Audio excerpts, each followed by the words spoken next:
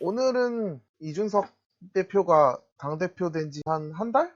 한 달 좀 넘기도 했고, 또 최재형 씨가 입당한 것도 있고, 뭐, 그러니까 제1야당 얘기를 한번 해봅시다. 국민의힘 얘기하는 거죠. 결국에는 이 사람이 이렇게 당대표까지 올라가게 된 데에는 아무래도 그 젊은 층의 지지라고 밖에는, 그러니까 그쪽에서 큰 힘을 얻었다라고 생각하는 게 가장 정론이겠죠. 기본적으로는 그렇죠.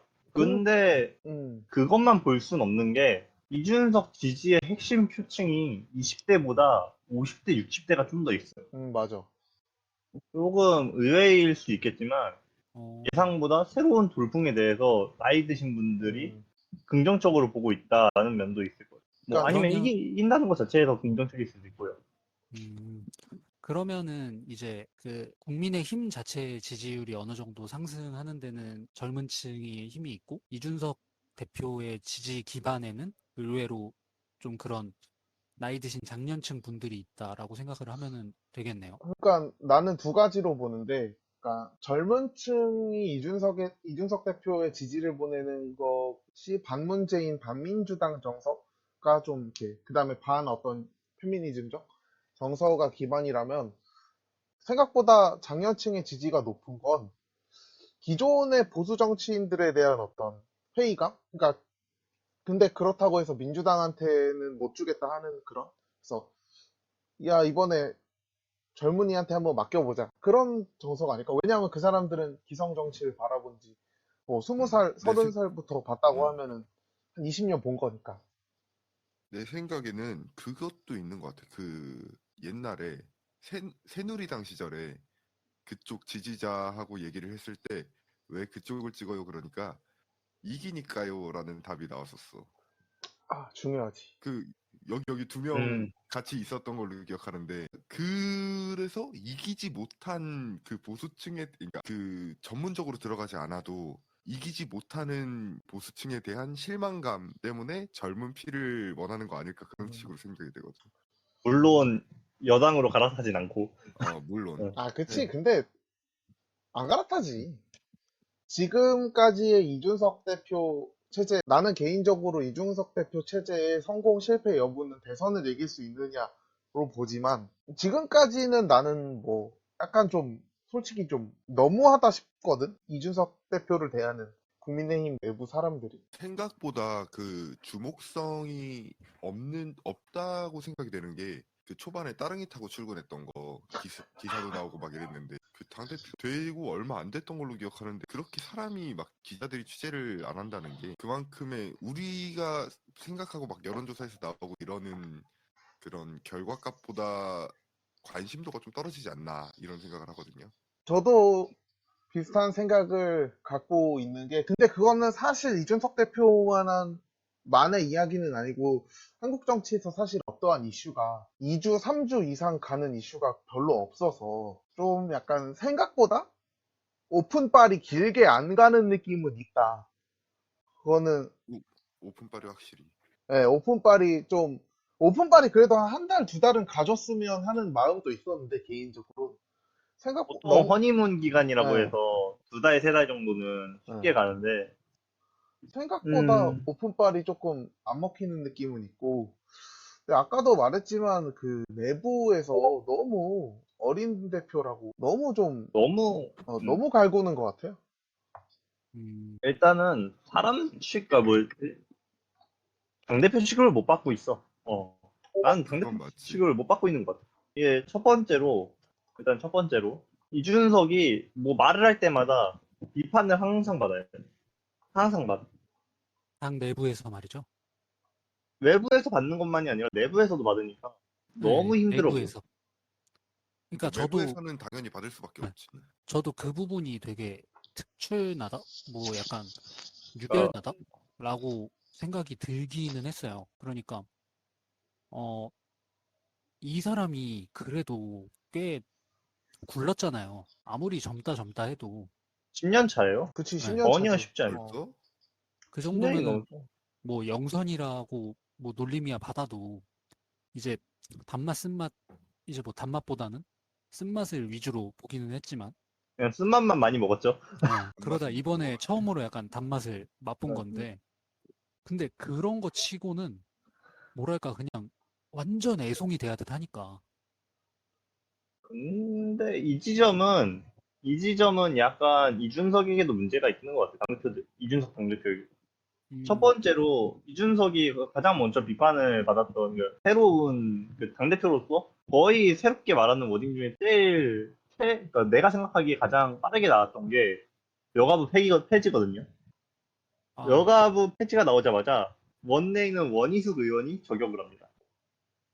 그리고 이게 여가부 폐지 여론이 워낙 거세서 그런지 모르겠는데, 그러니까 다른 쪽에서 세력을 끌어오려고 했는지, 혹은 뭐 시선을 분산시키려고 했는지 모르겠는데, 통일부 폐지를 또 들고 와요. 작은 정부론을 꺼내면.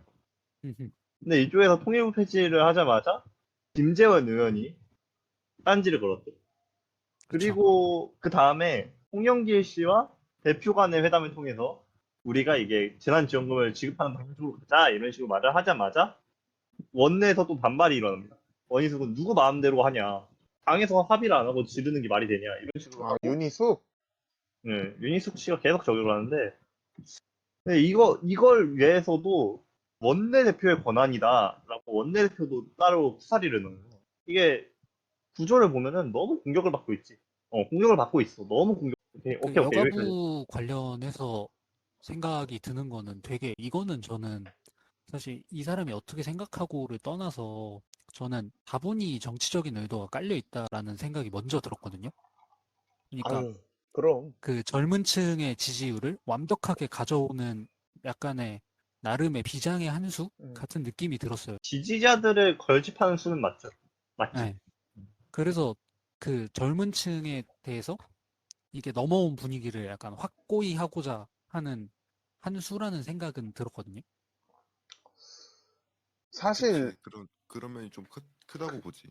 노림수가 사실 맞고, 근데 나는 아까 우리 쿠마가 얘기한 거 잠깐 얘기하면 나는 진짜 김재원이 진짜 악질 중에 악질이라 생각해. 김재원은 최고위 첫날부터 그랬거든. 이준석 대표 최고위 첫날부터 당대표가 젊은 사람들을 막 지명해가지고 최고위를 막 나눠주는 게 마음에 안 든다느니.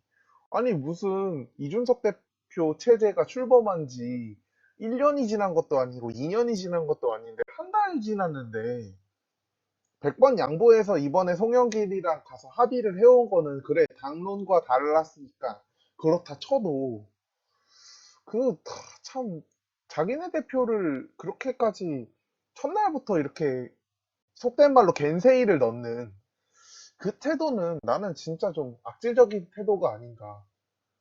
그쵸. 그 그거는 공격을 할 거면은 적군을 공격해야지 왜 아군을 이렇게까지 공격하냐. 약간 텃세? 그치. 그러니까 같은 일원이었는데 계속 일원 취급을 안 하다가 이번에 좀 덩치가 커지니까 급하게 그니까. 견제하는 느낌? 그러니까 내가 그런 이준석 느낌도 받았어요. 그치. 내가 이준석 대표 체제가 조금 어렵다고 생각하는 지점은 뭐였냐면 이준석 대표가 찬란하게 아주 멋있게 대표가 되긴 했지만 그 여의도에서 또 3선, 4선씩 하신 그 아저씨들이 또 자존심이라든가 뭐랄까 이런 게 사실 보통은 아닌 사람들이라 솔직히 조금 강하게 말하면 이준석 대표가 살아온 만큼 정치를 하신 그렇지, 분들이 있을 그렇지. 그러니까 거고, 그런 분들이 많아서 그러니까 그분들 입장에서 보기엔 40도 안 된 자기 지역구에서 이긴 적도 한 번 없는 애가 얼떨결에 당대표 됐다고 지금 이렇게 속으로 생각하고 있을 가능성이 매우 높다. 그 김재원이나 윤희숙뿐만 아니라 그래서 좀 그런 지점들을 어떻게 이겨나갈지 아니면은 잘 이렇게 어르고 달랠지. 근데 과연 그 사람들이 어르고 달래질지. 그게 사실상 맞는 얘기긴 한데 지역구에서 이긴 적도 없고 근데 그럼에도 불구하고 그런 당론에 힘을 입어서 대표 자리까지 올라갔는데 이 사람이 어떤 뭐 뚜렷한 비전을 완전히 좀 명확하게 제시를 한 것도 아니고 그런 툭툭 던지는 한마디 한마디가 다 부정당한다는 게 이게 맞든 그르든 그치, 옳든 그치. 그르든 간에 그거는 건전한 행위라고 볼 수는 없지. 그리고 이거는 조금 한 달이 지난 상태지만 좀 거론을 해야 될 게 있는 게 원내대표 그 당대표가 된 다음에 사무총장이랑 그 정책 쪽 그 정책위 사람을 의장. 뽑았잖아. 음. 정책위. 이 의선도 참 재밌어요. 그러니까 이게 엄청 재밌는 게 뭐냐면 이런 어떤 사람을 뽑느냐가 그 당대표의 어떤 입지라든지 그 그렇지. 계파라든지 그런 걸 알 수 있는 하나의 자료인데 예를 들어 사무총장에 올린 사람이 한기호인데 한기호. 이 사람이 친유계예요. 일단은 친유계인데 그 밤이당 탈당파가 아니야. 잔류파. 그러니까 잔류파였는데 친유에 속하는. 그러니까 상대적으로 당내 기반이 존재하면서도 친유파에 속해서 자기 세력으로 끌어들일 수 있는 사람. 이 사람을 사무총장에 올렸고 김도읍 씨는 기본적으로 괜찮은 사람인데 박근혜 탄핵에 반대했던. 어떻게 보면은 둘 다 친박이라고 볼 수 그렇게 있는. 네, 친박은 맞죠. 김도읍은 친박이 맞고 친박 맞지. 한기호는 조금 개파 상태가 조금 약간 흐릿한 느낌이 있는 사람이긴 한데 일단 5.18 북한 축제라는 발언을 해서 조금 빈축을 많이 샀던 그런 사람인데 이 인선이 뭐가 문제가 됐냐면 5.18 광주에 대해서 잊지 말자고 이준석이 말한 지 3일 만에 뽑힌 사람이 이 사람이에요. 아, 근데 그쪽 정당에서 민주화 운동에 대해서 그렇게 발언 안 한 사람을 사실 찾기가 더 어렵지 않나?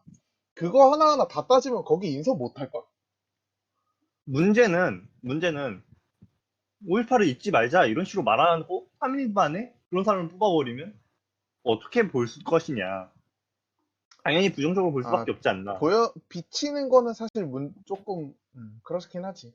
좀 상태가 그런데 이준석 대표의 말들을 보면은 하나같이 구설수에 오를 수밖에 없는 과거사들이 또 뒷받침이 되는 게 있어요. 예를 들어서 이번에 작은 정부론을 좀 개창했잖아요. 그치. 뭐 여가부, 통일부 폐지라든지 그런 식으로. 근데 이게 한 3년쯤 전에 도로를 민영화해야 된다라는 말을 한 적이 있어요. 유튜브에서. 음, 이런 것들이 또 발굴되면 당연히 공격을 받을 수밖에 없고 그 약한 입지에서 계속 흔들린다는 거지. 좀 문제가 된다라고 생각을 해. 그러니까 이준석이 보는 것들이 조금 문제가 있다. 개인적으로 이준석 대표가 좀 이슈 파이팅을 이렇게 원했든 원하지 않든 이렇게 막 끌어올리려는, 어거지로 끌어올리려는 느낌은 분명히 있고. 근데 나는 사실 개인적으로 조금 의아한 거는 사실 뭐 여가부 폐지론, 통일부 폐지론 이런 거 저거거든. 좀 뭐라고 해야 될까? 사실 이명박 정부 인수위 때 언급이 됐다가 폐기된 것들인데 그럼 지금 할 수 있느냐? 라고 했을 때 사실 실현 가능성이 그렇게 높진 않은데 이거를 왜 구태여 사실 꺼내야 되나? 별로 그렇게까지 효과가 좋을 것 같지도 않은데 막상 따지고 보면. 그래서 그런 지점은 좀 있지. 근데 이준석 대표가 여지껏 이렇게 한 걸 보면은 조금 뭐랄까 전체적으로 도발적인 느낌이랄까? 굳이 따지면 도전적인 느낌이 있기 때문에 좀 그런 것도 있지. 어, 저도 개인적으로 아까도 이야기를 했지만 결국에는 그 결집시키는 성향이 강한 거잖아요. 그치. 그러니까 기반, 지지층의 결집이. 네. 그러니까 기반을 다지는 차원에서 좀 과도한 워딩을 통해서 어떻게 보면 확실한 편가르기를 하는 걸 원하지 않나 싶기도 하고요. 곧 대선이니까. 네. 음, 그러니까 정확하게 피하 식별을 하고자 하는 의지도 반영이 되니까 이런 식으로 좀 과한 이슈 파이팅이 나오는 게 아닌가 싶기도 하네요.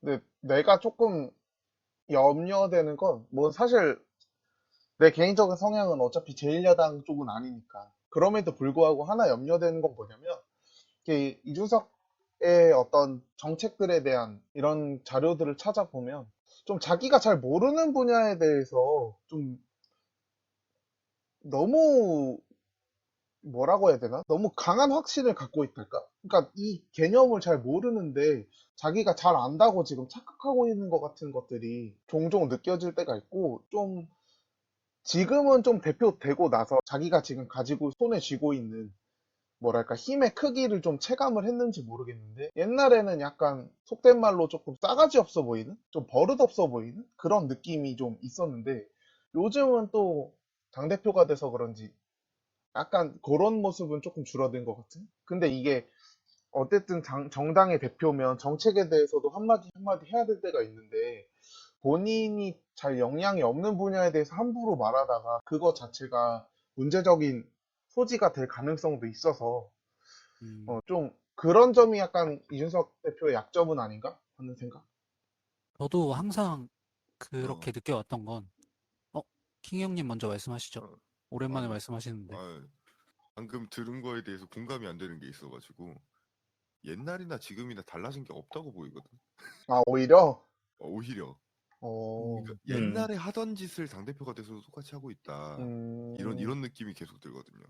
약간 보태 볼까요, 그러면? 어, 어, 어. 어, 항상 뭐라 그래야 될까요? 어, 제가 봤던 이준석 대표의 그 TV에도 자주 나오고 했잖아요. 음흠, 항상 보면서 느꼈던 거는 본인을 굉장히 거물로서 이제 인식을 하고 있었고, 음, 일단은 자기 자신부터가 자신을 평가할 때 굉장한 거물로 평가를 하고 있다라는 걸 느꼈고, 토론하는 자세나 어떤 대화의 자세를 보면 굉장히 위압적인 모습이 많이 보였다는 말이에요. 아, 그건 저도 매우 동의합니다. 네. 그러다 보니까 이 사람은 이 사람의 그 대화 스타일이나 어떤 방향성상 이 사람은 무지에 대한 용서는 안 될 거라고 생각해요. 음, 그러니까 본인이 무슨 발언을 했을 때 이게 본인의 무지가 동반이 돼서는 안 된다고 생각하니까 모르는 일에 있어서도 과한 자신감을 보일 수밖에 없는 사람이라는 생각이 드는 거죠. 그래서 어, 항상 좀 뭐랄까요. 속빈 강정 같은 느낌이 들 때도 있었어요. 본인이 음, 잘 모르는 분야에 대해서 이야기를 할 때는. 그 부분에 더해서 약간 과한 자신감에서 오는 형이 아까 속된 말로 싸가지 없어 보인다고 했던 그 거만함, 아까 얘기했던 국민의힘 내부에서도 오는 비판점으로 작용하고 있는 거는 아닐까 하는 생각도 드네요. 사실 그리고 이 말해, 말해. 부분에서 조금 더 더해서 말을 하면 제가 틱토에 하나를 올릴게요, 기사를. 이걸 보면은 대선 앞두고 재난지원금을 안 준다? 전략적으로 옳은가? 이런 식으로 이준석이 말을 하거든요. 아, 그랬죠. 이게 지극히 매표적인 행위를 대놓고 말을 하고 있는 것도 문제고, 솔직히 저거를 당대표가 말하는 것도 좀 웃긴 거거든요. 그치. 웃긴 그런 거지. 지점이 일단, 있지. 결국 당대표인데, 한 당의 대표가 선거에서 이기기 위해서 돈을 뿌리자. 이게 전략적으로 옳다라는 걸 대중들에게 말하고 있는 게, 아, 조금 저게 어떻게 보면, 저 KBS 라디오 나와서 한 말이야?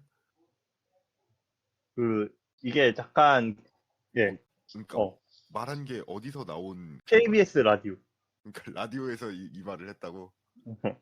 아니, 근데 사실 이게 좀 웃긴 게 뭐냐면, 그러니까 국민의힘이 차라리 지속적으로 재난지원금을 뿌리자. 이런 입장을 차라리 계속 보였으면 모르겠는데, 어쨌든 뭐 여야 합의가 계속 있었지만, 야당은 큰 규모로 돈을 뿌리는 것에 대해서는 기본적으로는 이제 그 재정의 지속 가능성이나 균형 재정 같은 것을 명분으로 해서 이렇게 비판적인 입장을 보이던 거였는데 그리고 심지어 민주당한테는 선거 이기려고 돈 뿌린다라는 비판도 그렇게 서슴없이 했으면서 갑자기 이렇게 나온다는 게 조금 사실 당원들이나 강성 지지자들이나 또 내부 의원들 입장에서는 아니 제가 우리 당의 노선을 버리나? 이런 느낌이 들게 할 만한 법이기도 하고 문제는 나는 더 큰 건 이거야.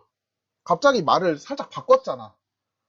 송영길이랑 가서 아, 신나게 합의를 해놓고 갑자기 그게 아니 그러니까 다 주자는 게 아니라 일단 소상공인 먼저 하고 나중에 협의하는 그런 거다. 나중에 재원이 남으면 합시다. 뭐 이런 식으로 말을 바꿨는데 근데 사실 이렇게 나와버리면 여당 입장 그러니까 정치 세력과 정치 세력이 협상을 하는 건데 뭐 이렇게 갑자기 말을 바꿔버리면 정치 세력 한쪽 입장에서는 얘네들이랑 어떻게 협상을 해도 되는 건가? 할 수가 있나? 이런 느낌도 좀 받을 거라 좀 대여 신뢰도 조금 떨어지는 그런 지점도 있지. 그것도 그건데, 조금 주목해야 될 부분이 좀 따로 있다고 생각을 해야 돼요. 어떤 게 중요하냐면 내부에서 저런 식으로 반발이 계속 나오는데 이런 식으로 말을 한다는 건 내부 조율이 없었다는 얘기거든요. 아, 그것도 맞지. 이게 엄청 큰 심각한 거예요. 최고위원, 뭐 원내대표. 이건 이 점에서는 원내대표가 비판을 했어. 아니 이거는 원내대표 권한이지 네 권한이 아니라. 이런 식으로 하는데 그런 것들에 대해서 이준석이 아까 말했었던 과도한 자신감 그런 문제랑 엮여서 독선을 하고 있다라고 생각을 해. 나는 이 지점에. 그게 잘못된 말은 아니라고 생각하는데, 진짜 솔직히 내 개인적인 감상은, 그럼에도 불구하고 약간 이준석이 좀 어리고 아직 의원 경험이 없어서 좀 필요 이상으로 조금 무시받는다, 비판받는다라는 느낌은 나는 조금 있긴 해. 좀 뭐랄까, 당내 의원들이 대하는 어떤 모습을, 보도를 보고 이렇게 할 때마다. 그것도 그런데 언제까지 어릴 거냐 이게 문제지. 사실 뭐 어리진 않지, 굳이 따지고 보면. 그러니까 그렇죠. 실질적인 나이로도 어리지도 않고 그 자리 자체도 지금 어려서는 안 되는 자리인데 언제까지 어릴 거냐 이게 문제지. 내가 이준석 대표를 6년 전에 평가했던 게 있어요. 이 사람은 그러니까 SNS에서 킵에 뜨고 있는 거, 특히 선거 재선을 앞두고 한 달쯤 전에 킵에 뜨는 걸 보고서 내가 했던 말이 뭐였냐면 얘는 아직도 자기가 정치인인지 연예인인지 그러니까 탤런트인지 정치인인지 그거를 구분을 못 한다였거든요.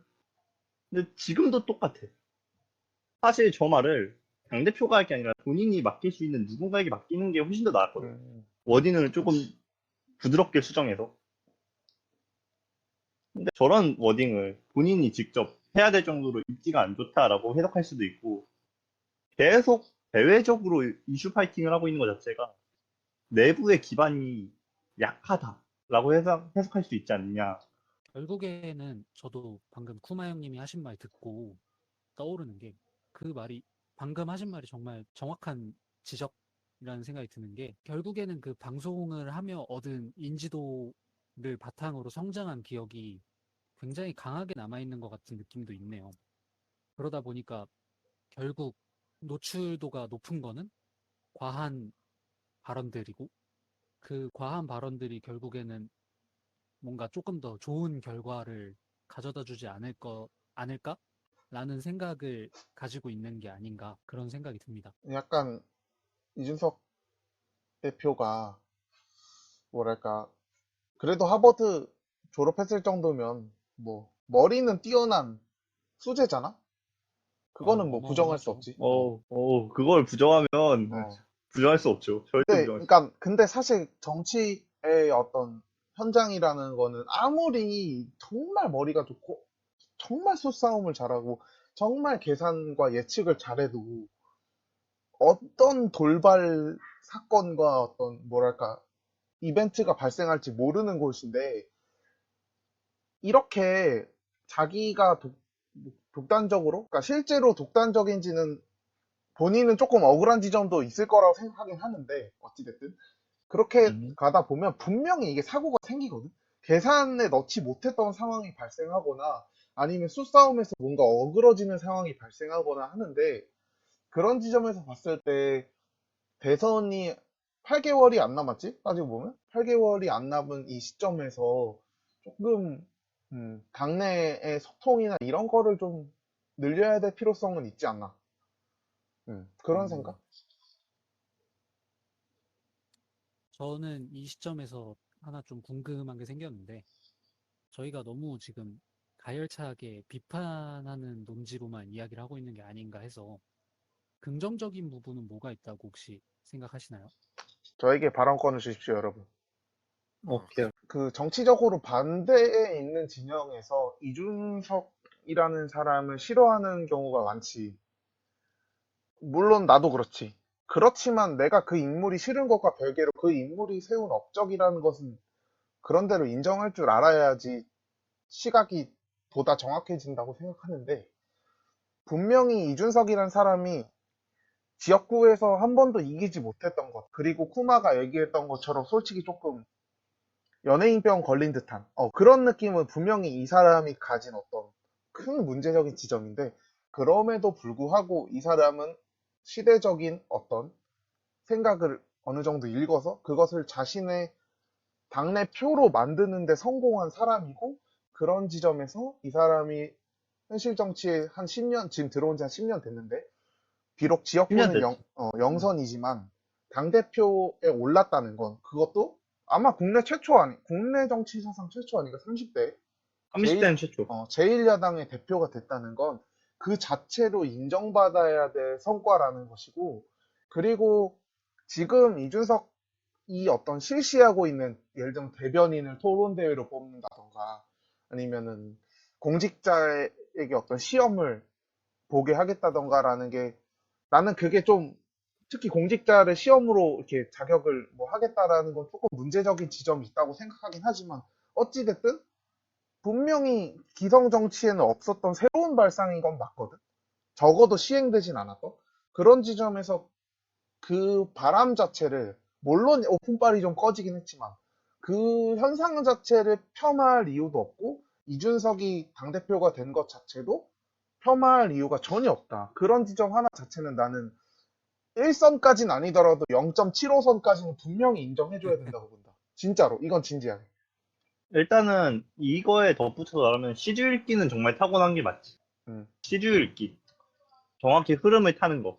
중요해. 그 사실, 정치인에게는 사실 어떻게 보면은 가장 중요한 능력이 아닌가. 사실 내가 틀린 부분이기도 한데 이준석이 당대표가 될 줄 몰랐거든. 진짜 되지 못할 줄 알았어. 절대 안 될 줄 알았는데 되더라고. 그건 그렇지. 난 이 부분은 정말 대단하다 생각해. 결국 그 니즈를 정확히 읽었다는 거니까. 뭐 비록 뭐 당 내에서는 조금 밀렸을지라도 대외적인 그런 니즈를 완벽히 충족했고 그에 대해서 승리를 한 거니까.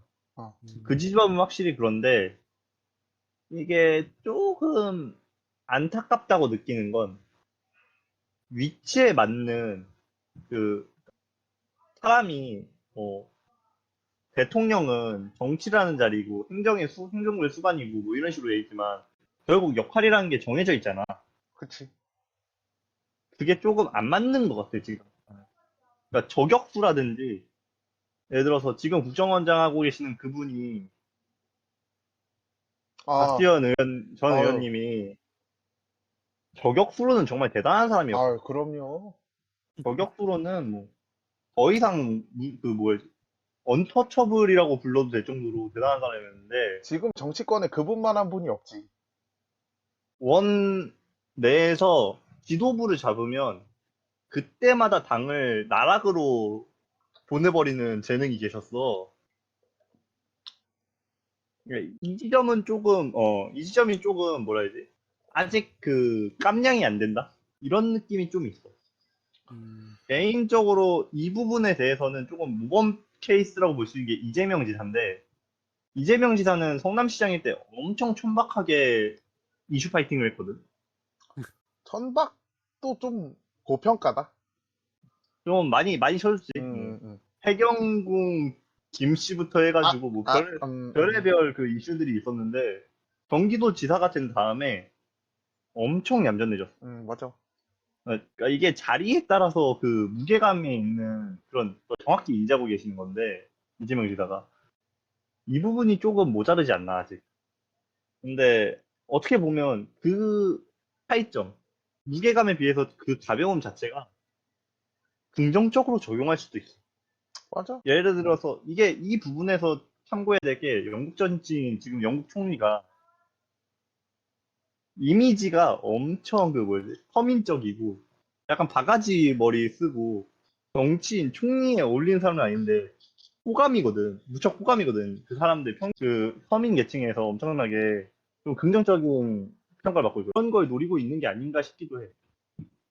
근데 개인적으로. 사실 지난번 총선 나왔을 때도 자기를 계속 상계동 출신이라는 걸 계속 강조하긴 했었고, 또 근데 좀 그러니까 아직 대표된 지 뭐 석 달도 안 됐고, 이제 한 달 반 됐으니까 사실 아직 볼 게 더 많고, 좀 아까 우리가 얘기했던 어떠한 그런 약점들 또는 문제적인 지점, 단점들을 극복하면 이 사람이 뭐 더 성장하지 않으리라는 보장이 없지, 사실.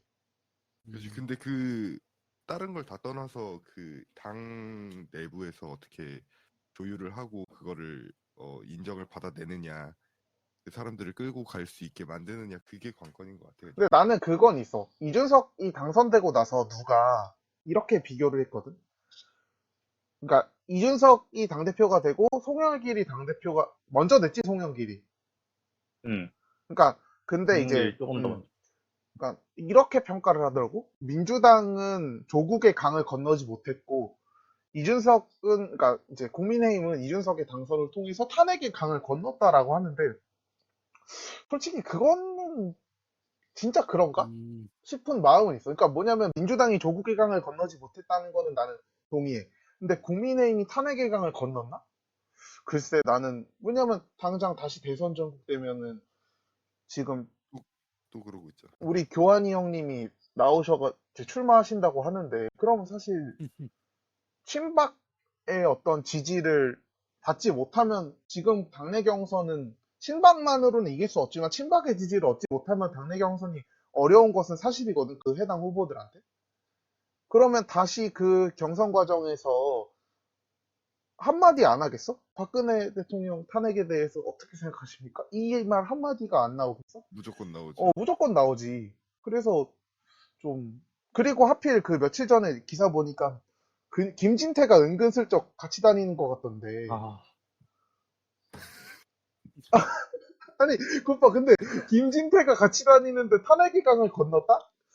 글쎄, 그거는 아직까지는 좀 더 봐야 되지 않을까? 요거, 이 어. 지점은 난 반대로 해석해야 된다 생각해.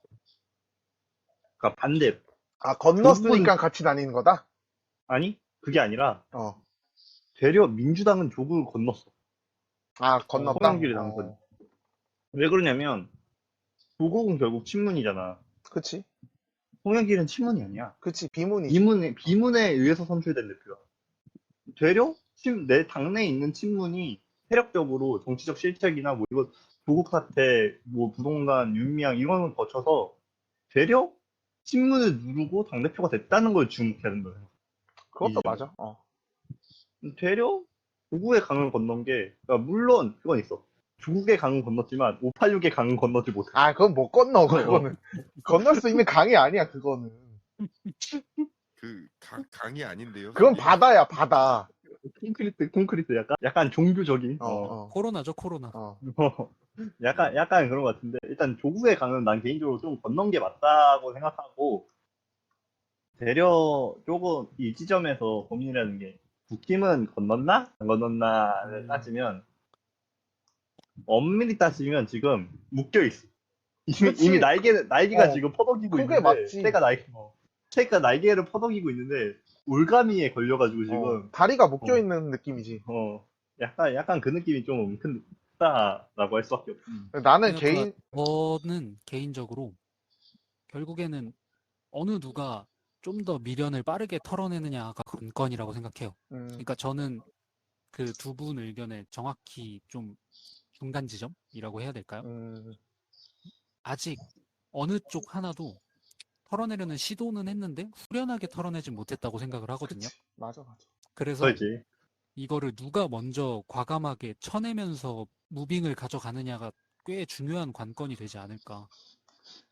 문득 지금 감옥에 계신 이명박 전 대통령의 친박 공천 학살이라는 위대한 업적을 다시 떠올려 봅니다, 여러분.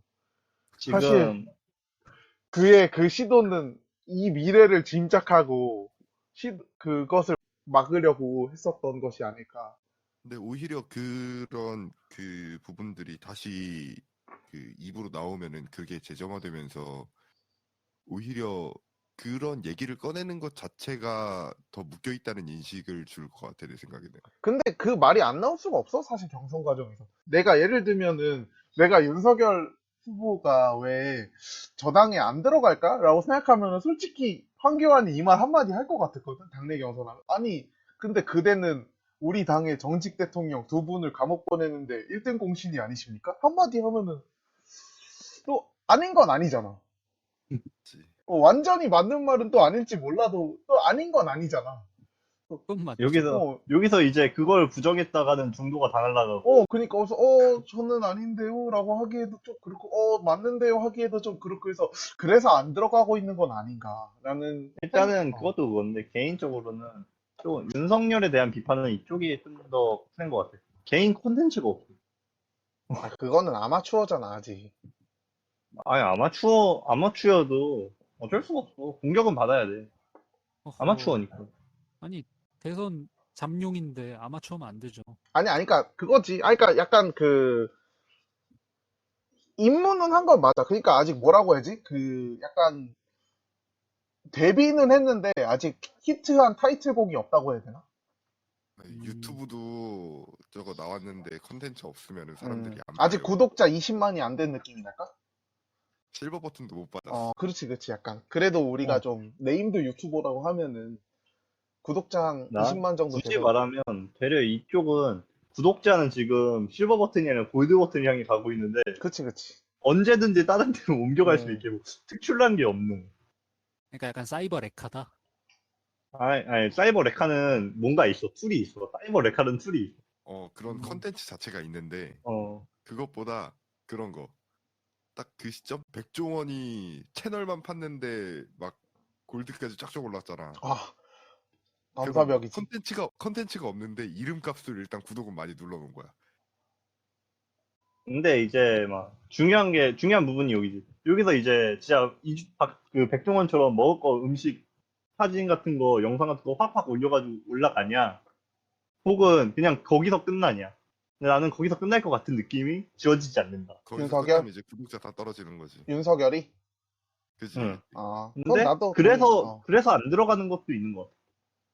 본인이 갖고 있는 게 없기 때문에 그러니까 본인이 갖고 있는 게 반문밖에 없어. 반문밖에 없는데 들어가면 당연히 먹힐 수밖에 없거든. 뭐 기반도 없어, 사람도 없어, 뭣도 없어. 그 상태에서 반문만 갖고 있는데 김에 들어간다? 그냥 그 전부 바치는 백기투항 이런 식이 될 그러니까 거기 때문에 좀 그런 거지. 결국에는 선거에서 이기려면 나는 제1야당과의 연합 없이는 절대 안 된다고 보거든. 아니, 그렇잖아. 야당이 없는 대통령은 있을 수 있어. 독재를 하면 되잖아. 야당 의원들 불법으로 체포하고 막 이렇게 해서. 근데 여당이 없는 대통령은 있을 수가 없어. 나 한 분 아는데. 어? 어, 네. 나 한 분 아는데 탄핵당할 뻔했던 그분 한 분 아는데. 아니, 그거는, 일시적이니까, 어. 일시적이었잖아. 집권 초부터 그러진 않았잖아. 그래도. 선거 때부터 그러진 않았잖아. 물론 이제 뭐, 후단 협의니 뭐니 하는 그런 좀 게 있었지만, 뭐, 어쨌든. 아니, 너무 옛날이잖아. 지금 2020년대인데. 그러니까, 어허, 여당이 없는 대통령은 있을 수, 아니, 국무회의 그러니까, 국무위원들 어떻게 인선할 거고, 각종 청장들 어디서 사람 데려올 거고 할 거야. 그러면은 결국에는 윤석열 씨도 뭐 단일화를 뭘 하든 하긴 해야 되는데 그런 지점에서 사실 근데 그럼에도 불구하고 뭐 원외에서 데려오지 뭐 이렇게 해버리면 제3지대 출마를 하면 되지만 나는 그게 민주당이 그리는 가장 베스트 그림이 아닐까 하고 있거든. 그 사람은 어때? 최재형 씨. 근데 나는 개인적으로 그분은 야당으로 들어갈 거라고 한 1년 전부터 생각하고 있었어. 근데 1년, 그게 좀 뭐라 그러지? 나와서 들어간 게 되게 짧았잖아. 그거는 애초에 나올 때 마음을 먹고 이미 나왔겠지. 각을 세우고 가지고는 있었겠지. 각은 세웠으니까 나왔겠지. 근데 솔직히 말해서 내가 야당 국민의힘 당원이거나 국민의힘 지지자 입장이면은 약간 머리에 물음표가 뜰 것 같긴 한데. 그러니까 그러니까 이 사람이 기존에 제1야당을 위해 뭘 해왔지? 뭐를 헌신했고 뭘 한 게 있지라고 생각하면 없잖아. 그럴 바에는 나 같으면은 좀 내가 약간 정치 과몰입이라 그런지 모르겠지만 좀 별로일 것 같아. 메리트가 그다지?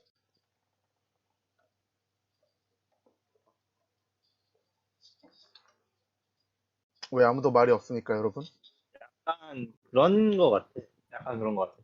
어떤 거냐면 결국 윤석열이나 최재형이나 둘 다 여당에서 뽑아준 인재란 말이야. 그렇지. 결국 그 황교안은 이러나 저러나 야당에서 그때 그 당시 여당에서 뽑았고 그 당시 여당에서 국무총리를 했고 그 당시에 친박의 핵심으로 기능을 했고 실제로 기록물 봉인해가면서 친박적인 행동을 그렇지. 그 여당에 대한 무언가를 하고 왔단 말이야. 맞아. 근데 지금 여당에서 야당으로 옮겨가는 뭐 반문이라는 개념에서 충족할 수도 있어도 그 사람이 야당 대통령이 돼야 될 이유가 있나? 라는 개념을 지울 수가 없어. 이쪽이 그건 좀 맞아. 큰 것 같아. 다들 맞아요. 컨텐츠가 그 반문 원툴인 것 같아갖고. 아니, 근데 나는 개인적으로 최재형 이 사람은 조금 악질이라고 생각했던 건 뭐냐면, 그러니까 솔직히 말하면 윤석열은 명분이라도 있지. 추미애가 때렸어요라고 할 수라도 있지. 근데 이 사람은 뭐 딱히 없었거든? 그러니까 뭐 자기 말로는 자기가 진행하는 감사에 대해서 정부의 특히 뭐 그 월성 사건, 월성 원전 사건 뭐 이런 거에 대해서 저항이 정말 심했다, 뭐 했다 하지만 어쨌든 헌법기관장을 하고 있던 사람이고 뭐 그렇게 겉으로 드러나는 또 모르지 또 뭔가 있었을지. 근데 결국엔 겉으로 드러나는 뭔가는 없었는데 내가 이 사람이 야당 쪽으로 가겠다고 느낀 건 언제였냐면 지난번 국정감사 때였나? 뜬금없이 대선 때 41%밖에 얻지 못한 정부 이런 발언을 하더라고. 근데 그건 사실 감사원이 할 말은 아니거든. 굳이 따지면 독립기관이긴 하지만 본인도 그 정부에 속한 일원이기도 하고. 그래서 저 사람은 왜 저런 말을 할까? 나중에 보니까 빌드업이었긴 했지만, 빌드업이 되긴 했지만, 그래서 나는 최재형은 조금, 뭐 개인의 선택이긴 하지만 조금 정치적으로는 악질적인 측면은 있다. 근데, 그리고 결국 국민의힘에 들어간 선택이 내가 봤을 때는 결국엔 본인을 좀 위태롭게 만들지 않을까? 하는 것도 있어. 음, 이 부분은 그냥 첫 번째로 동의를 못 하겠는 게 최재형이 월성 원전 관련해서 갈등을 빚었잖아. 그치, 갈등이 이 없었던 건 지점에 아니지. 응. 이 지점에서 충분히 그 보복까지 받았다는 그런 게 있거든. 그래? 공격을 받았다면 이 지점은 받았다고 생각을 하고 음. 반감을 받을 만한 요소는 충분히 있었다. 반감을 가질 만한 요소는 사실 민주당이 되게 그 감사에 대해서 굉장히 공세적으로 나왔던 것도 사실이고. 근데 나는 그건 있어. 나는 왜 이 사람이 조금 그러니까 뭐랄까, 약간 외로워질 거라고 생각하는 게 뭐냐면, 그러니까 국민의힘의 어떤, 소위 말해 박힌 돌들 입장에서는 굴러온 돌이니까 약간 탐탁지 않을 거고, 반문 말고는 콘텐츠가 없는 양반이기도 하고, 또 하나는 지금 민주당 입장에서 볼 때 어쨌든 문재인 대통령 밑에서 헌법기관장을 하던 사람이 약간 막 몇 달 전부터 빌드업으로 보이는 막 발언들을 막 하면서 하다가 결국에는 헌법기관장 뭐 임기가 반이 남은 것도 아니고 6개월 남기고 이렇게 호련히 야당으로 들어가 버리는 이 모습이 정권을 야당이 가져온다고 해서 이 사람이 헌법기관장을 했던 사람인데 자리 하나 나눠받는다고 해서 도대체 어떤 자리에 만족을 할 수 있을 것이며 또 만약에 정권 못 가져오면은 그냥 약간 낙동강 오리알 될 것 같은 느낌? 솔직히 살짝? 음, 그런 느낌은 좀 있어, 그분은. 그래서 조금 차라리 보수 쪽에서 좀 뭐랄까, 보수 쪽 원로로 차라리 들어갔으면 좀 더 낫지 않았을까 하는 그런 생각? 그러니까 대권 주자로 참여한 것 자체가 좀 마이너스가 아닌가 싶다는 본인한테. 거죠. 그러니까 정권을 가져와도 이 사람한테 돌아갈 어떤 자리나 뭐나 이익이나 명예가 있는지도 잘 모르겠고, 정권을 못 가져오면 그때는 그냥 정권을 선거에 졌는데 뭐가 있어. 그러니까 좀 여기에서도 환영 못 받고 저기에서도 뭔가 이렇게 딱히 얻는 게 없는 그런 느낌이 들지 않을까. 음, 윤석열은 뭐 변호사 개업하면 되지. 그럼요. 그러면 됐지.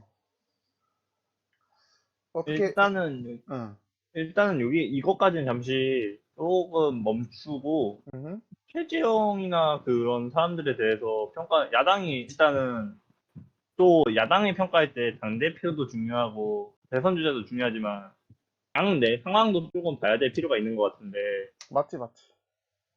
당 내 상황이 어떻게 돌아가는지에 대해서 어떻게 생각해? 뭐 그러니까 국힘을 보는 사람들 입장에서 어떻게 보고 있는지 나는 그 지점이 좀 보고 싶거든. 킹이나 번우 같은 경우에서는 어떻게 생각해?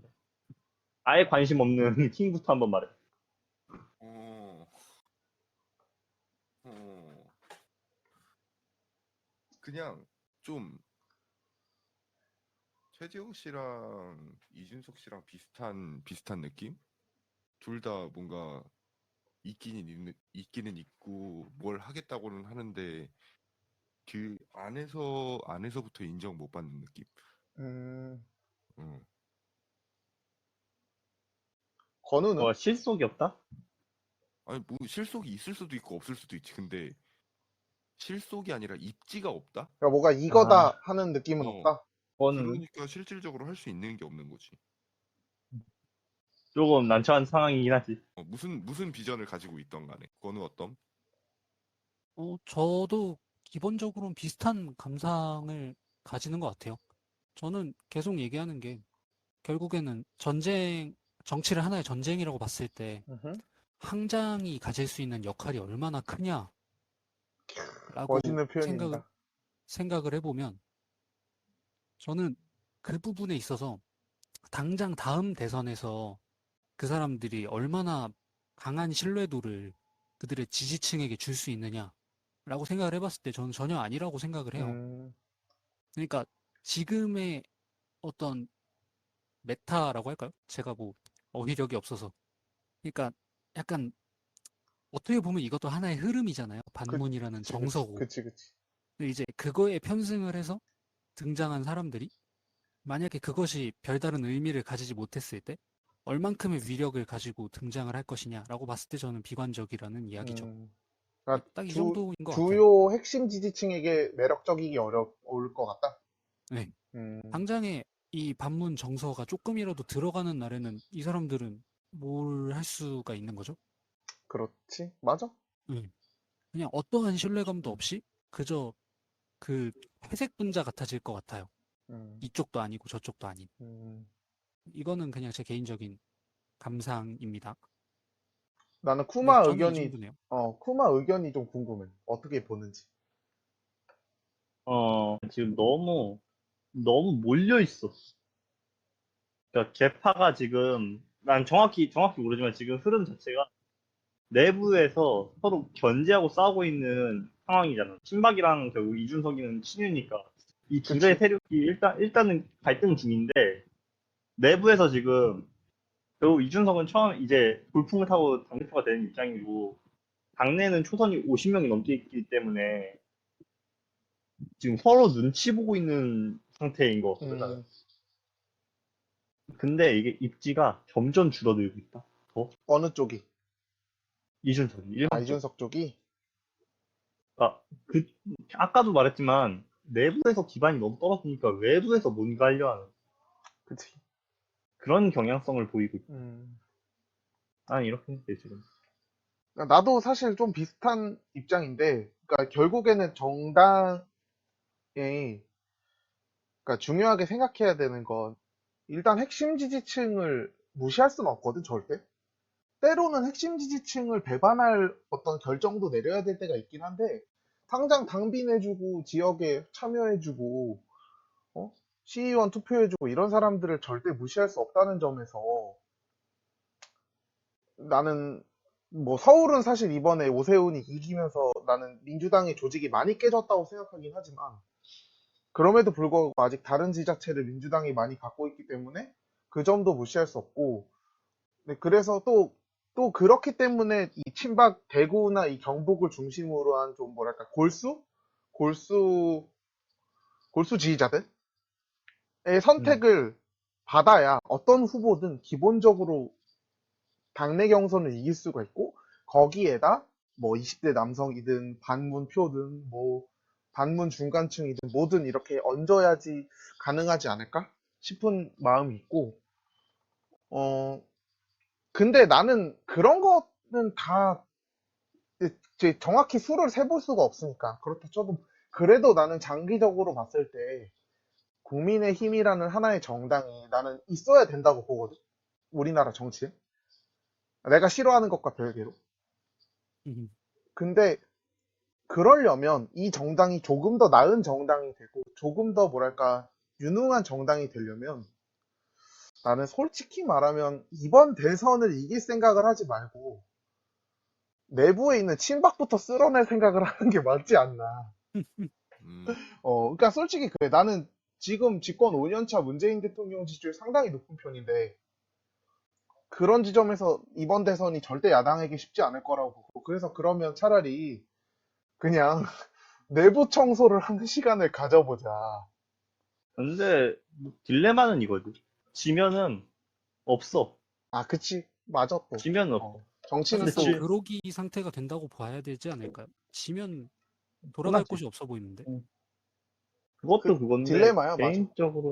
개인적으로는 제일 좀 심각한 것 중 하나가 그 똑같은 당대표에 속고 있는 송영길 씨 보면은 물론 개인적인 구설수가 있고 당 내부에서 뭐 백개문들이 역선택하면은 뭐 지난 그 정동영 때 마냥 진다 이런 식으로 말을 하는 게 그런 것들이 내부적으로 봤을 때 그리고 외부적으로 봤을 때 내부 지지층에게는 좀 마이너스가 될 수 있는데 그런 발언들이 그 당 대회나 대외적으로 그런 걸 말할 수 있다는 것 자체가 당대표 입지가 상당히 강한 거거든. 이 그렇지. 지점. 맞아.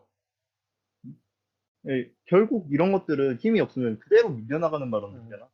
근데 당대표가 그런 말을 대놓고 할 수 있다는 것 자체에서 엄청난 음. 어드밴티지인 것 같고 반대로 이준석은 너무 불안해. 그러니까 이게 이준석이라는 사람이 뭘 할 수 있냐 없냐 이전에 너무 불안하다는 거지. 힘을 낼 수가 없는 그런 상황. 내가 언제부터 이렇게 이준석 편을 들고 있었지? 왜 이렇게 그 어쩔 말을 수가 할 없어. 때마다 왜 이렇게 힘내 이준석 화이팅 이 말을 하고 싶지? 그게 불쌍해서 그래. 아, 그러니까 그러니까 이게 뭔가 본인이 뭔가 해가지고 말아먹는 거면 불쌍하지가 않은데 본인이 안 하는데도 말아먹는 게 너무 많아. 그리고 우리가 흔히 얘기하는 정무적 판단력이란 거 있잖아. 음, 나는 그 판단력도 솔직히 말하면 송영길이 조금 더 좋다고 봐. 조금 더. 큰 차이는 안 난다 할 수 있겠지만, 조금? 조금 더 높다? 아니, 솔직히 한 단계는 높은 것 같긴 해, 솔직히. 이게, 당대표로서 어떤 발언을 하거나 이슈 파이팅을 하거나 이런 것을 볼 때마다. 그래서 좀, 근데 나는 어쨌든 그럼에도 불구하고 이준석이라는 체제가 성공하는 게, 뭐, 젊은이가 정치인이 되어야, 뭐, 당대표가 되어야, 대통령이 되어야 정치 혁신이라고 생각하진 않거든. 그럼에도 불구하고 분명히 그 이준석 대표라는 체제의 성공이 뭔가 사람들이 봤을 때 다수의 사람들이 이 정도면은 꽤 했다. 라는 정도만 오면 나는 그것 자체로 한국 정치사에 의의가 되지 않을까 싶은 나는 생각은 솔직히 있어. 그것도 너무 고평가하고 생각을 해. 고평가하고 아니, 있더라고. 우리 준석이 형 왜 이렇게 구워 그러니까 삶아? 준석이 형이 지금 하고 있는 게 나는 몇 개 안 보이거든. 젊은 정치인, 반문, 반패미 음, 말고 아무것도 안 보이거든요. 지금. 근데 사실상 언제까지 그 젊다기보다 어린 행동을 되게 많이 하는 것 같은데 언제까지 어릴 거고 언제까지 반문할 거고 언제까지 반패미를 할 거냐. 이준석도 본인만의 무언가 정책 구상이나 청사진이나 그런 게 있어야 된다. 아까도 계속 말 나왔던 것처럼 이준석도 마찬가지로 본인만의 컨텐츠가 없다. 음, 그러니까 초기부터 나는 솔직히 초기부터 막 막말하고 이런 걸 떠나서 초기부터 자신의 고유 컨텐츠로 가지고 있었던 게 이준석도 젊은 정치인 그거 하나밖에 없다고 생각을 하거든요. 그건 솔직히 부정할 순 없어. 그러니까 음, 그러니까 젊은 정치인이라는 컨텐츠 하나로 지금 계속 우려먹고 있는데 거기다가 이제 반문이랑 반패미가 겹쳐가지고 그 당대표까지 됐는데 이거를 언제까지 또 유지를 할 수 있을 것이냐. 그러니까 그치. 맞아. 영향력을 확장하기보다 오히려 영향력이 더 축소되는 거를 걱정해야 될 상황이라고 봐. 맞아. 어, 저는 솔직하게 어떤 감상을 하냐면 그냥 지금까지 해왔던 거를 그대로 반복한다는 생각은 들어요. 음, 솔직하게 이야기하면 그냥 TV에서 했던 거랑 똑같은 거잖아요. 그 페미니스트들이랑 TV 토론으로 싸우고 음. 대학생들이랑 토론 토론 배틀하고 배틀하고. 음, 약간 그런 거에 연장선상에서 이제 하는데 대학생들보다 녹록치 않은 사람들을 만나서 지금 이렇게 좀 음, 고생을 한다? 라는 느낌도 어느 정도 받는 것 같은데 결국에는 이준석 당대표한테 가장 중요한 거는 어느 정도 당적인 책무를 이제 당을 이끌어 나갈 수 있는 능력을 증명하는 것 그리고 나아가서 뭐 큰 그림을 보고 있겠죠. 이제 음, 아직은 대통령 출마할 자격 조건이 안 그치. 되니까 이제 이 사람이 정말 정치인으로서의 미래를 그리고 있다면 지금보다 더 먼 미래를 보고 있을 텐데 저는 그래서 아직은 좀 더 지켜볼 만한 여지가 있지 않나 싶기는 해요. 음흠. 이 사람은 어 우리나라에 이 사람이 정치에 자격이 없다는 게 아니라 법상으로 이제 음, 메인스트림에 뛰어들 자격 요건이 아직 안 갖춰진 사람이잖아요. 피선거권이 없으니까. 네. 10년이 지났지만 아직도 잠룡인 상태인 거잖아요. 그치. 그, 잠룡인 건지 잡룡인 건지. 뭐, 너무하네. 뭐 유망주라고 하죠. 그치. 유망주지. 네. 유망주, 아직까지도 당대표까지 됐지만 아직도 유망주라는 생각이 들어서, 이 사람이 어떤 형태의, 그러니까 이 사람도 결국에는 저희가 계속 이야기한 부분들을 좀 벗어 던지는 게 필요하지 않을까. 음, 다소간의 겸양도 좀 보이고, 그러니까 약간 아까 얘기한 그 당 내부에서의 비판, 음흠. 아까 뭐 속된 말로 이준석 대표 나이보다 태어나기 전부터 정치해오던 양반들이 그치. 비판을 하는 것도 그런 느낌이잖아요. 그냥 혼수 못해간 음, 며느리가 소방 맞는 느낌이잖아요. 그치. 네. 조금 강하게 말하면 그런 느낌이다 보니까 어느 정도 그런 액션도 취해줄 필요가 있다고 봐요. 음, 그러니까 너무 꼿꼿하죠? 음, 솔직히 말하면. 지금 한 번도 뭔가 정면으로 수그러진 그런 게 없잖아요. 발언이. 꺾여본 그런 게. 네. 그러니까 인정을 한다거나 뭐 이런 게 없고 지금 어떤 이런 재난지원금 같은 문제에서도 뭔가 사견이 계속 붙어요. 그냥 깔끔한 내조지가 없다는 거죠. 음, 이 부분은 저는 개인적으로는 고쳐나가야 할 점이 아닌가 싶습니다. 그리고 조금 이거 추가적으로 네네. 오늘 갑자기 안 사실인데 이건 좀 꺼내야 될 것 같아요. 일본과 국힘이 그러니까 국민의힘이 이명박 때는 상당히 흔히 말하는 반일을 통해서 이득을 많이 봤거든. 그렇지. 그래서 독보 방문, 뭐 천황을 도계자시켜야 된다 이런 식으로 말을 해가지고 이명박 쪽이 그래서 그런 식으로 도발도 많이 하고 그런 걸 통해서 이득을 많이 챙겼었거든. 근데 이게 이명박 그러니까 친이계가 죽은 다음에 그런 면모가 죽어버린 게 좀 크다고 생각해. 왜 이 맞지. 말을 하냐면 오늘 낮에 김석기 의원이라고 경북 정주의 의원이신데 일본 자민당 정부가 내년 대선에서 한국이 정권 교체가 이루어지기를 바라고 있다. 문재인 어허, 정부라는 대화가 안 되고 있기 때문에 다음 정권을 돕겨서 이런 식으로 말을 첫 번째로 하고 있어. 첫 번째로 뭐 일본 정치인들이 국민의힘이 이긴 거에 대해서 정말 축하한다 그러고 정권을 바꾸기 희망한다 이런 식으로 하면서 일본의 입장이 그렇다 이런 식으로 말하는데 이거 자체가 첫 번째로 좀 많이 안 좋지. 일단 왜냐면 일본과 한국의 관계가 이렇게 냉각된 상태에서 그런 말을 하는 것 자체가 조금 문제가 있고 두 번째로 이준석 대표가 여기에 대해서 한일 위안부 같은 과거사들이 만족스럽지 못한 결과가 나오더라도 협상에 나서야 된다. 그러니까 이런 그 입지에 사는 것 자체가 조금 많이 불리한 입지에서 서고 있지 않나. 이런 그치. 것들이 또 점화가 되면은 당연히 굽힌다는 의견이 힘을 받을 수가 없는데 사실 그런 포지션에 대일 이슈가 어느 정치 세력이든 마냥 편한 이슈는 아니라서. 그런데 중요한 게 있어요. 오늘 엄청 큰 게 뭐냐면 1대사관에 있는 관계자 중 문재인 대통령은 마스터베이션을 하고 있다. 어허, 라는 발언을 했어요. 아니 뭐 그 정도야 뭐 충분히 할 수 있는 말이지. 어허, 그 정도, 아니 그 그런가요? 정도는 뭐 별로 이렇게 저건 아닌데. 중요한 건 이거 음, 국민의힘에서 이런 말을 했는데 바로 일본에서 이런 식으로 때려버리면 음? 그리고 정확히 총괄 공사예요. 음, 주한 일본 대사관 좀, 총괄 공사 좀 자리가 있는 분이 했네. 소마 히로히라. 그리고 이게 여성 기자에게. 어허, 그거는 살짝 문제적인 지점은. 네. 음흠. 어허. 아니 뭐, 근데 그 정도 발언은 뭐, 뭐 이게 결국 국힘의 외교적인 입지를 무척 약화시킨다. 그렇지. 라는 음, 문제죠.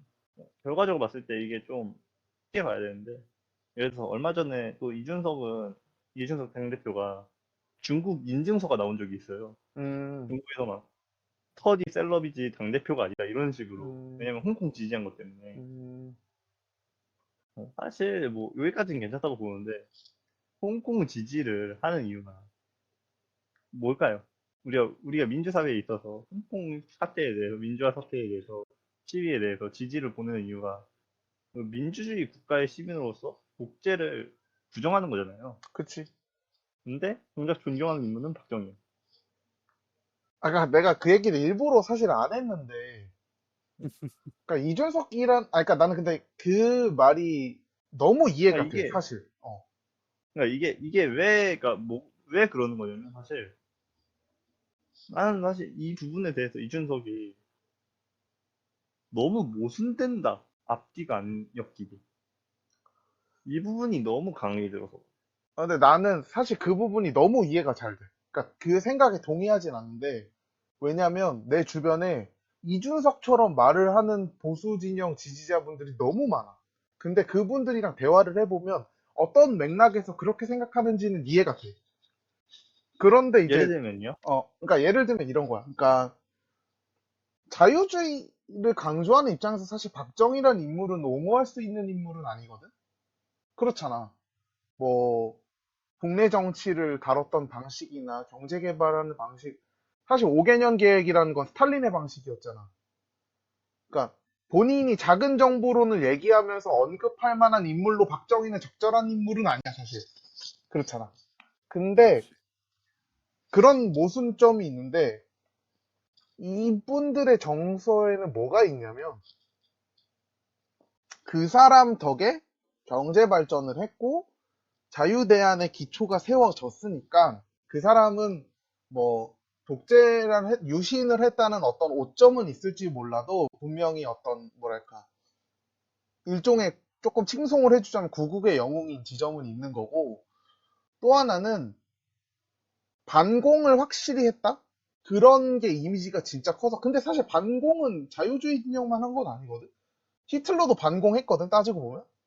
근데 이제 어차피 우리나라는 히틀러라는 인물이 없었으니까 뭐 박정희가 그런 포지션이긴 했는데 근데 어쨌든 그래서 나는 그게 모순되지만 그 보수 진영을 지지하는 내가 솔직히 말해서 파시스트라고 규정하는 그 정서에서는 충분히 나올 말이라서 나는 이해는 돼. 다만 그게 어떤 정치 철학적으로 봤을 때 정책적 논리로 봤을 때 정합성이 있는 얘기냐 하면 절대 그건 아니라는 거지. 굳이 말하면 이 부분은 공격받기 너무 좋아.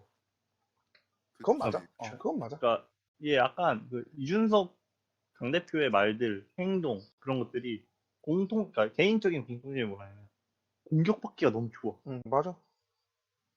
예를 들어서 그 얼마 전에 그 이재명 씨 관련해서 공격을 할 때 5.18에 그러니까 예를 들어서 미군이 점령군이었다 뭐 이런 식으로 하는 게 물론 이재명 지사가 똥보를 친 게 맞는데 이 부분에 맞지. 대해서 맞지. 이재명 지사가 그냥 트롤링을 한 건데 본인 스스로 이거에 대해서 5.18 광주 폭동이 그러니까 사전적 정의에 쓰이니까 이게 맞느냐 이런 식으로 비유를 했거든요. 쓸데없는 짓이지. 그냥 역사 인식에 대해서 공격만 해도 충분히 1인분 할 수 있는데 그치. 이런 말을 맞아. 하면서 비판을 해버리면 자 보죠. 이 지점에서 계속 엮이는 거예요. 한기호라는 사람을 임명했어요. 한기호가 5.18에 뭐 북한 특집 이 발언을 했고, 그다음에 뭐 입을 싹 씻었는데 이 사람이 사무총장이 임명이 됐어. 논란에 대해서 말한다고 했을 때 군인 출신으로 뭐 임무에 충실할 사람이다 이런 식으로 말을 하고 넘어갔어요. 그러니까 결국 5.18에 대한 해명이 없죠. 그 상태에서 이런 말이 들리면 당연히 이게 사람들이 이 사람의 행적 그리고 행보에 따라서 그 사람이 어떤 사람인지 얘기를 규정을 하잖아요. 그치, 맞지. 예를 들어서 박정희 대통령이 남로당 출신이라고 해서 뭐 물론 공격하는 쪽에서 남로당 빨갱이라고 하지만 실제로 그 임기 씨의 최고 정책이 안공이랑 경제였잖아요. 그치? 그렇기 때문에 박정희 대통령을 반공의 상징으로 쓰는 거고. 그치, 맞아. 근데 이준석이란 사람이 계속 그런 식으로 움직이는 것들이 배려 공격을 너무 쉽게 허용하고 있지 않나. 빈틈이 많지. 빈틈을 스스로 만들어내고 그치. 있지 않나. 근데 그게 본인 그 단점이지. 이 지점이 약간 당대표와 SNS 스타를 구분 못하는 그건 맞아. 그런 그거는 지점인 것 같아요. 이 사람 근데 되게 그만큼 대중 대부분이 그 제1야당을 지지하는 대중 대부분이 또 그런 생각을 가진 사람들이 워낙에 많으니까. 많아. 그러니까 지지자들 입장에서는 되게 사이다스러운 발언들이 많아. 네, 중도층이 날아가기에도 딱 좋은 발언들이 근데 많아서. 나는 그렇게까지 중도층이 날아갈지도 사실 잘 모르겠어. 그 정도의 발언들로. 그거를 그러니까 중도층은 사실상 나는 그거라고 보거든. 그 발언에 더 혐오감을 가질 사람들이냐, 그러니까 문재인에 대해서 더 혐오감을 가질 사람들이냐. 그건 맞아. 그러니까 나는 내 개인적인 평가를 같이 얘기하면, 이준석에 대해서 나도 비판적으로 바라보는 지점이 있고, 또 문제적인 지점, 정치인으로서, 그냥 내가 지지 여부를 떠나서 정치인으로서 좀, 뭐랄까, 재능이 있는 사람이냐? 성장할 만한 사람이냐에 대해서 아직까지 모자란 부분이 많다고 생각하긴 하지만, 그럼에도 불구하고 이번에 당대표가 된 것은 분명히 인정해줄 만한 지점이고, 또 나는 이것을 계기로 이 사람이 분명히 성장할 거라고 생각해. 나는 이미 어느 정도 한 단계는 성장하지 않았나 싶어. 솔직히. 그런데, 나도 그래. 에바다? 그러니까 그 뭐라 그러지? 그 성장보다는 그쪽 같아. 그 오디션 프로그램 나오는 가수들 중에 크게 성장하는 사람들이 많이 없잖아요. 그치, 그치. 자기 걸 너무 이거를 통해서 자기 거를 너무 많이 보여주고 이미지가 다 소비돼서 사라지지 않을까. 뭐 그런 걱정도 있지. 어쨌든 뭐 성장할 것 같고. 근데 사실 나는 쿠나가 얘기했던 것처럼 그렇게 발언 하나하나를 따지면서 어떤 정합성을 가지고 보는 유권자는 그렇게 많다고 생각하진 않거든. 분명히 있어. 우리 같은, 나랑 쿠마 같은 과몰입자들은 있어. 하지만 사실 그렇지 않은 사람이 더 많다고 생각해서 그거 자체가 막, 물론 쌓이고 쌓이면 말이 화가 돼서 나중에 이준석 본인을 향해 올겠지만, 이미 어, 오는 것 같은데. 뭐 그런 것도 있겠지만, 근데 정치인은 언제나 말로써 화를 당하는 입장이니까. 그래서 내가 이게 봤을, 음, 과거였다면, 예를 들어서 한 20년 전이었다면 어, 큰 문제가 없었을 것 같은데, 그 김대중 대통령 하면은 음, 우리가 그 안 좋은 싫어하는 사람들이 늘 뭐라 그래요? 음흉하다, 음, 통수 친다, 음, 음. 믿을 게 못 된다 이런 식으로 말하잖아요. 그치, 그 이유가 뭐냐면 김대중이 정치 입문한 지 엄청 오래됐죠. 그치. 30년, 초소 30년, 40년을 해먹으면서 젊었을 때야 지금의 그 경제 정책이 바뀐다든지. 예를 들어서 김대중 같은 경우에서는 대중경제학이라는 어, 경제학식을 썼을 맞아, 정도로 맞아. 셀럽이었는데 우리 집에 있어. 그 당선이 되자마자 한 게 뭐냐면 신자유주의 받아들이고 그렇지. 좋은 일본 문화 받아들이고 그냥 본인이 주장했던 거와 정반대로 해서 심지어 그걸 성공을 거뒀죠. 그치. 그러니까 이런 식으로 개인적으로 정치인의 최대 강점 중 하나는 유연성을 갖추고 있는 정치인이었어요. 맞지. 근데 큰 문제가 이거죠. 계속 말이 바뀌어. 음흉해. 그러니까 이게 20년, 30년 전인데도 음흉하다, 통수 칠 것 같다 이 이미지가 계속 바뀐 거예요. 김대중. 그치. 이준석이라는 사람이 이 SNS 시기에 훨씬 더 그게 강한 시기에 그 이미지를 유지할 수 있을까? 뭐 나는 지금은 나 같은 사람들이나 이거 엮으면서 공격을 하는데 나중에 되면은 결국 나보다 더 전문적으로 공격을 하는 사람들이 그거에 그치. 대해서 그건 저격을 할 맞아. 거예요. 이미지는 당연히 그거에 따라서 하락을 할 텐데.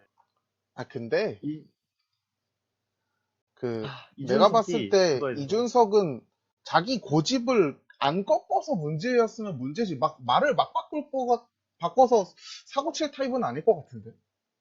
말을 바꾸면 바꾸는 대로 문제고 안 바꾸면 아, 안 그치, 바꾸는 대로 그치. 문제고. 맞아. 그건 뭐, 둘 중 하나 그러니까 예를 고르는 거야. 들어 뭐 합의 번복에 대해서도 내가 잘못한 건 없다. 이런 식. 그러니까 이것도 사실 가장 큰 문제 중 하나거든요. 그거는 좀 문제적이긴 해. 심각하게. 근데 이거를 그러니까 그걸 고친다는 게 이것까지 같이 고쳐질 것 같으니까. 근데 자의식이 좀 과잉인 건 있어. 이 양반이 좀 전체적으로 내가 느꼈을 때 자기애가 너무 강한 느낌은 좀 있어. 일종의 에고이스트? 그게 좀, 이제 슬슬 마무리를 하면, 내 평가도 얼추 말했고, 그러니까 나는 당대표 되는 게 하나의 성장의 단계라고 생각하고, 아직 이 사람 피선거권도 없고 하니까, 건우가 말했던 것처럼 잠룡도 아니고 아직 유망주지니까, 유스지, 유스. 정치 유스지. 그러니까, 정치 뉴스 10년 차면 좀 유스는 유스지. 그래서 훨씬 더 성장할 여지가 많긴 하지만, 분명히 존재하지만, 약간 쿠마나 내가 말했던 판단력이 좀 부족하거나 아니면은 고집이 좀 센 거나 연예인병 걸린 것 같은 느낌이 있다. 이런 거를 떨쳐내지 못하면 좀 그대로 쓱 내려갈 수 있는 사람인 것 같다라고 하고 우리가 벌써 1시간 15분이나 얘기를 했어. 그러게. 많이 거들었네. 많이 했다. 이준석이라는 인물로 사실 이렇게까지 말을 많이 할 줄 몰랐는데 나도. 난 그래서 더 많이 할 것 같아. 사실. 더 많이 하려면 할 수 있어. 뒤져보면 동업 한복 겁나 많을 것 같아. 그건 맞아. 많지. 이거 줄이면 한 30분도 안 나올 걸. 그치? 그래서 다들 주말에 잘 쉬고, 오늘의 이야기는 이쯤 하는 걸로 합시다. 네. 마지막으로 인사할 사람 있습니까? 뭘 그런 거를 해요. 그러니까 이렇게, 그러니까. 여러분 안녕 같은 약간 상투적인 거? 아씨. 목소리 아. 좋은 사람이 해야죠. 그치, 그럼 그치. 난 안 할게. 킹씨, 우리 듣고 있을 사람들을 위해서 여러분 안녕 한번 해줘요. 이렇게 넘겨버린다고? 그럼요. 이것도 정치질을 하네. 아, 유망주야. 여러분은 정치질 하지 말고 잘 사세요. 자, 그럼 다음 주에 봅시다, 여러분. 네, 알겠습니다. 안녕.